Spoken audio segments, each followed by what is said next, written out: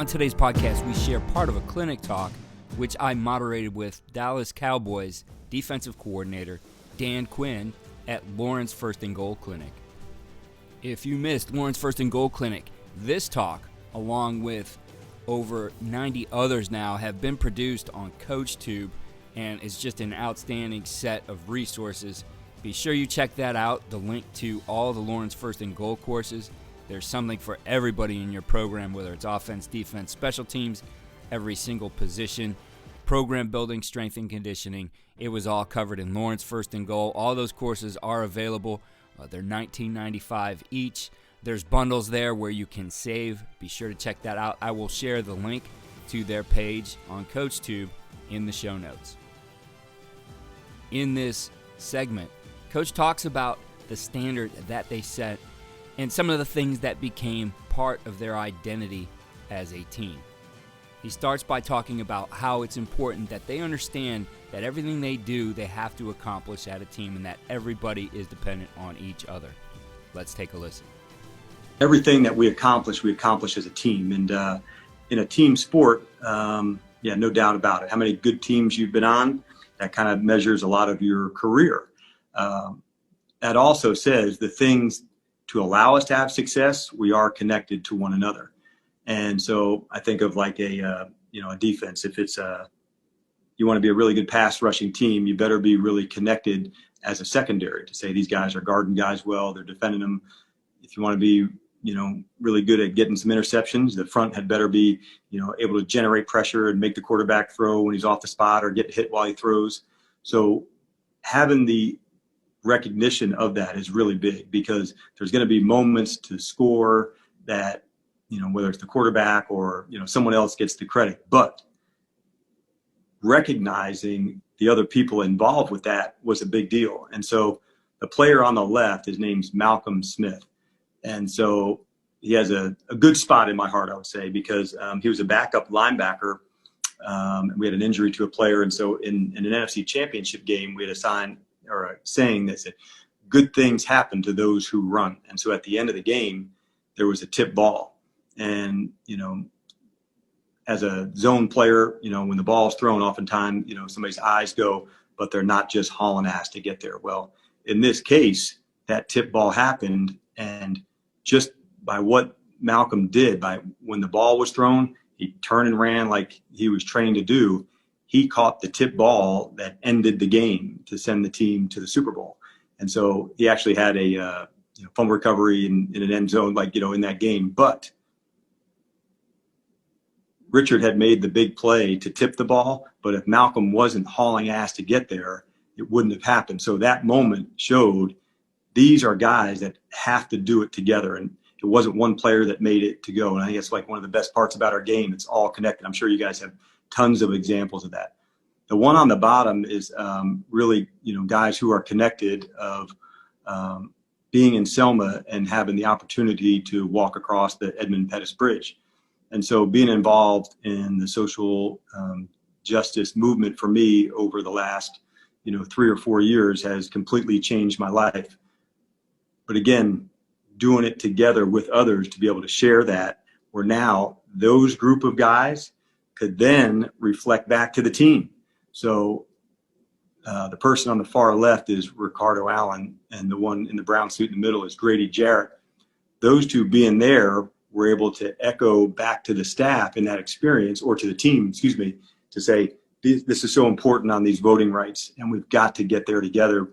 Those guys now had the ability, not just from their moment of being there, which was significant, but also to pass that along to the team, to have a big voting initiative to go. So it carries both on and off the field of the things that we accomplish as a team. And so those two in particular led a huge voting initiative in Georgia that made a huge impact. And so everything we accomplished a team. Had they not gone to that and then been able to share those experiences with the team, probably it doesn't come across in the same way. And so I would just encourage you to anything you can do to encourage 2, 3, 4 guys together, 5 guys. And then how does that level up to the whole team? Think about on your own staff. How do you play complementary football? How does the the kickoff team, start field position? How does the turnover that's caused by the defense to get, field position? How's the offense holding on to the ball and not allowing, those things, those complementary football things that you accomplish as a team?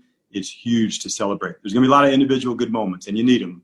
The special players that you have to do those things, but it's way deeper than that. And so I think the guys acknowledging that was a big deal.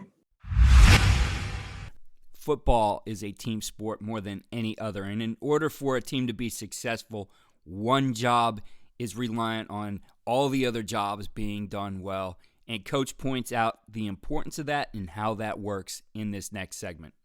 I'm able to do my job because my brother does his. My brother is able to do his job because I do my own. One of my favorite lines was one player saying to another, "I'll feed your family, you feed mine." And to that level of things, that was a big deal. And we put these pictures on here, whether it was the big block that enabled the player to do it, whether it was the big sack that came because of the coverage that took place. But knowing your job is dependent on someone else, that's a big deal. How do you find ways to recognize that? I think that comes from film, that comes from practice, that comes from big plays, that you don't just celebrate the big play, you kind of dig into the why it happened.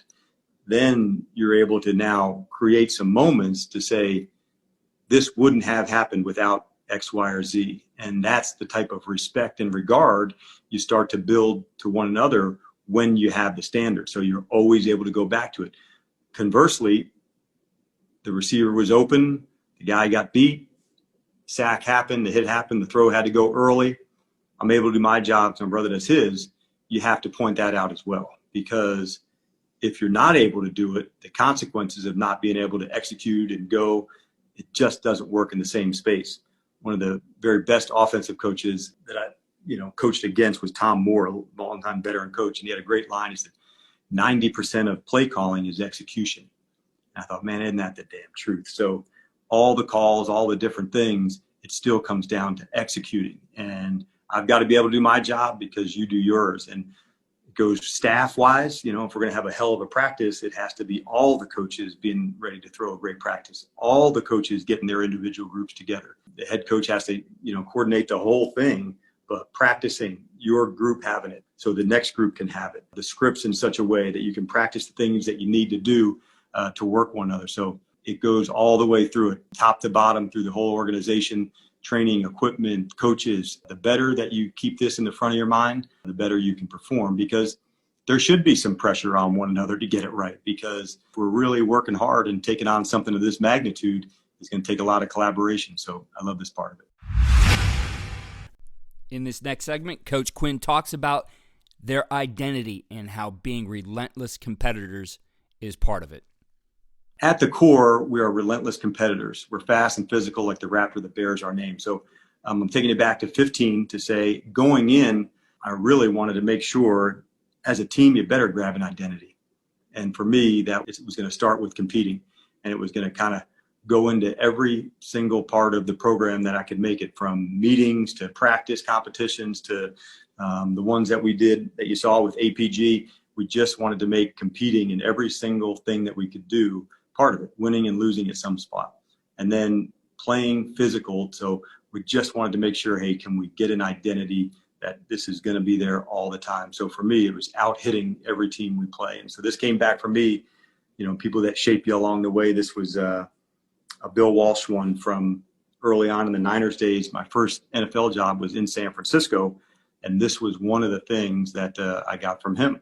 So we'll out hit every team we play this year, and this is the 2013 team, and that's all the signatures of the players. And we brought that into the locker room to sign it, to autograph it for every game, to make sure you were going to put your name behind what you were going to do to help create the identity. If you look at the bat on the bottom, we'll out hit every team we play. We just wanted to make sure that we never backed off of the identity. We never backed off of the competing. And so for those guys to recognize that as competitors and playing fast and physical, I think the good news is they heard the message that I was trying to send, but this part of the culture, that is something that has to live together, because you can't have one or two guys trying to out hit somebody and four or five not, because then what do you go back to? Hey man, we said we're going to out hit people. That ain't it. Or when we did hit somebody, say, That's the standard we want to be about. So it just gives you all these unique ways to reward what your team's identity wants to be about.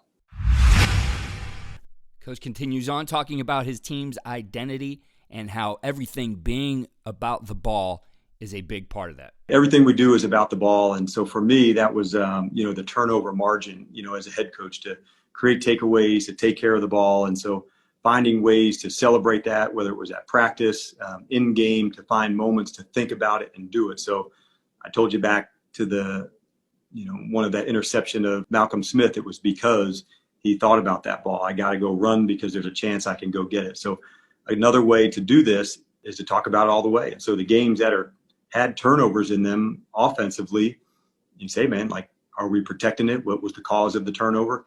And then defensively, kind of the same thing. If you were really going to attack it, you could see it. If you weren't going to attack it, you could see that too. So again, I keep bringing you back to your own program.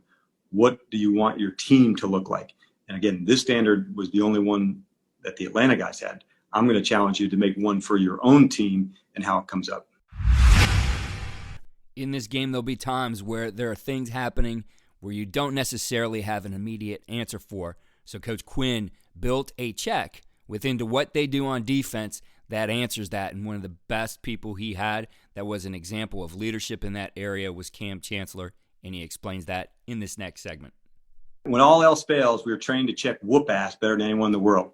And so that one probably came from me too. But sometimes as players, a formation, something new came up, and as opposed to, playing slow or playing, not to make a mistake, you got to go take your shot. And so that was checking whoop ass to us. Here was a new concept, a new play, something that came up. You got to go hit your way through some problems. And this player in particular did that better than anybody.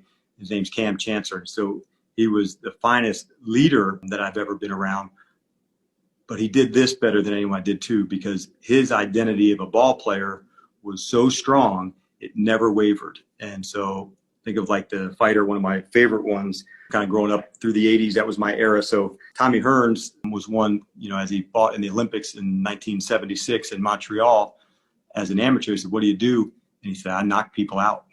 And well, sure enough, when he turned pro, I think he had won 70 fights and, 68 of or something were knockouts. So Cam had this very clear vision of what he wanted to be about and what it was going to look like. And he checked whoop ass better than anyone that I knew. So knowing that there'll be problems come up and you got to fight your way through this, that's really what it says. There's going to be adversity. There's going to be things to go. And when those moments come, you stand up and you fight your ass off to go get it. And so this player in that picture really on the top represents that, to me in a very big way. So that's where that one came from, I think. Coach Quinn gave some great examples in this podcast today on how you build an ethos or standard within your own program. His entire talk is filled with examples, and he shows some things on video of what those look like on the field as well. But you got a great feel for some of those things you need to do as you sit down with your team and work towards next season and what you're going to be about. And it's an important thing really to have that identity. And he talks about the process for doing it in this next segment. How do you start an ethos in your own programs? Breaking the group and the team up and start off by saying, who do we want to be? I think is a big piece of that, and knowing what you want to be. And then just start putting some ideas up on the board. From there, you talk about, like this isn't rules of the program, it's a standard or an ethos. And so start having what you want your team to look like and how would you make that come to life. For me, it was competition, out hitting. Those are things that were important to me. The ball. In your framework, it may be something totally different. It might be, hey, we want to play as fast as we can. We want to, do certain things. So all that said, I encourage you to do it as a group and tell them what you're going to do as a project to the whole team, then split up as groups. Come back again. Okay, hey, 10 minutes later, we're going to come back. Let's talk about some ideas of our identity, what we want it to be about. Split up again, bring them back. Have one leader with the group. Hey, this is what we came up with. These are some things. And you start jotting down the ideas. All you have to do is kind of be the note taker in this, because at the end of it, if you have a standard that you really, or the players really believe in, you now have just created a way to enforce some of the things that you wanted in your program, as opposed to broke this rule, didn't do this. So I'd find what are the most important things in the program. The players they'll also have a say in that. And now you have a way to hold one another more accountable than you would have if you didn't have something to help tie you together. So get yourself an identity as a team. The difference between environment and culture is big, because culture is living something together, for good or for bad. Environment's good, but it's not the same as culture. And me, in my time in Atlanta in 2015, music playing, good juice, good energy, but the culture of living it in the game, living it at practice, wasn't to where it was 8-8. So the next year, I told about finding things to improve on. Matt Ryan had been an MVP that year. Team did well that year, but I wouldn't say like I coached a hell of a lot different, but one thing that was different was the player-to-player accountability. Hey, man, that ain't the standard. Let's bring it up. Let's go through that play again. Having a player tell a coach, hey, Dan, we need to hit that play again. I need to do it full speed. I missed it. And so having ways to practice, that's a big deal, to know that a player, if they want to reach the standard and do it for one another, this is a sure way to do that. And then you have to live it every day. You can't just put it on a wall and say, okay, that's the program. Like putting toughness on a sign on a wall and just talking about it and treating somebody poorly, that's not toughness, and you won't really have a standard. So whatever it is, I would say philosophy, standard, you have to live it every day.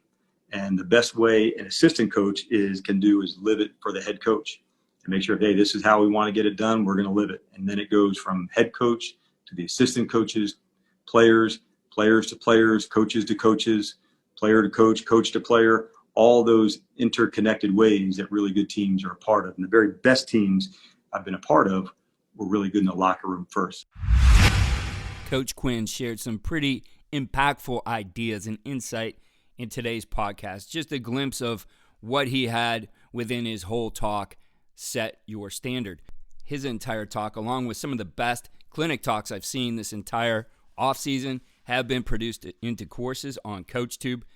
Proceeds from all of those continue to benefit the Lawrence First and Goal Foundation for Pediatric Brain Tumor Research and Cancer Services. Be sure to check that out. The link is in the show notes. It's still clinic season. We have some great virtual clinics going on. Next week, we have the Louisiana Football Coaches Association Clinic, headlined by guys like Sean Payton, Nick Saban, and Eric Bieniemy. You're definitely going to want to check that one out. It's only $25 for that clinic.